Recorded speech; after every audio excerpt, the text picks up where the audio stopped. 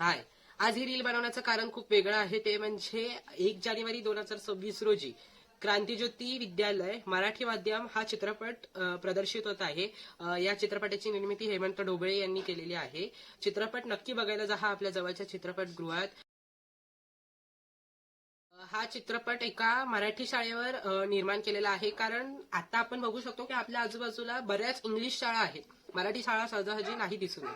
त्यामुळे ह्या चित्रपटाची अशी खासियत आहे की लोकांना मराठी शाळेचं महत्व पटवून देणं आणि आपला मुलगा मराठी शाळेत का घालावा किंवा मराठी शाळेत घातल्याने त्याचं भविष्य कसं होईल हे दाखवून देण्याचा प्रयत्न केलेला आहे.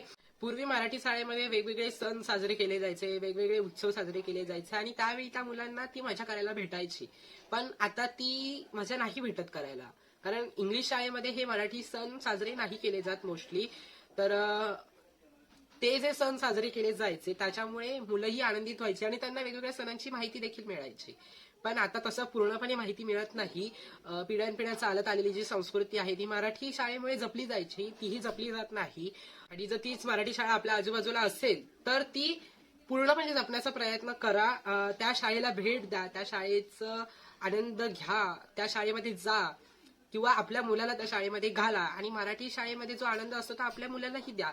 कारण आता जे आई वडील शिकलेले आहेत त्यांना माहिती आहे की मराठी शाळेचं काय महत्व आहे. कारण जे लोक मराठी शाळेत शिकलेले आहे ते पद्धतशीरपणे आपल्या मुलांना समजावून सांगू शकतात की मराठी शाळा म्हणजे काय आहे. आता मीही मराठी शाळेमध्ये शिकलेलो आहे, मी आता सध्या कॉलेजमध्ये जातो, त्यामुळे मलाही माहिती आहे की मराठी शाळेमध्ये किती मजा असते, किती वेगवेगळे सण बघायला मिळतात आणि वेगवेगळ्या गोष्टी करायला मिळतात, वेगवेगळे उद्योग करायला मिळतात या मराठी शाळेमुळे.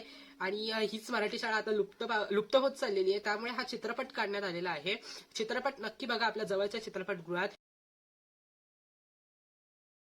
हा चित्रपट हेमंत ढोबळे यांनी निर्माण केलेला असून त्या चित्रपटात त्यांनी त्यांचं बालपण कसं घालवलेलं आहे ते, म्हणजे बऱ्याच दिवसांनी त्यांनी त्यांच्या शाळेला भेट दिली याची अनेक प्रकारे माहिती दिलेली आहे. तसंच या चित्रपटात अनेक गाणी आहेत आणि ती गाणी ऐकल्यावर मला असं जाणवलं की या गाण्यांवर मीही काहीतरी छोटासा उद्योग केला पाहिजे.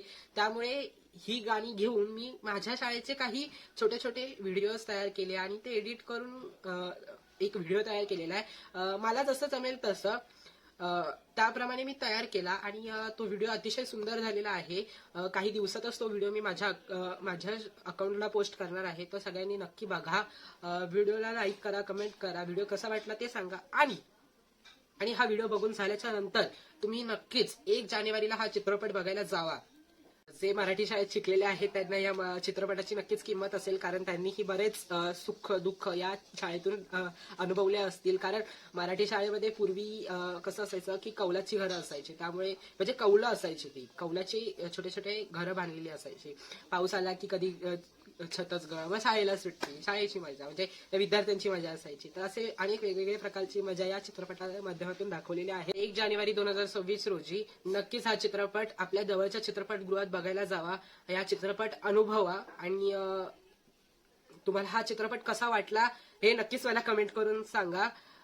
तसंच मी जो व्हिडिओ पोस्ट करीन त्या चित्रपटात जी गाणी आहेत त्या गाण्यांवर मी काही छोटेसा व्हिडिओ तयार केलेला आहे, तोही माझ्या शाळेवरचाच आहे. तर तुम्हाला आवडला तर नक्कीच त्या व्हिडिओलाही लाईक करा, कमेंट करा, शेअर करा आणि हा चित्रपट नक्की बघा. धन्यवाद.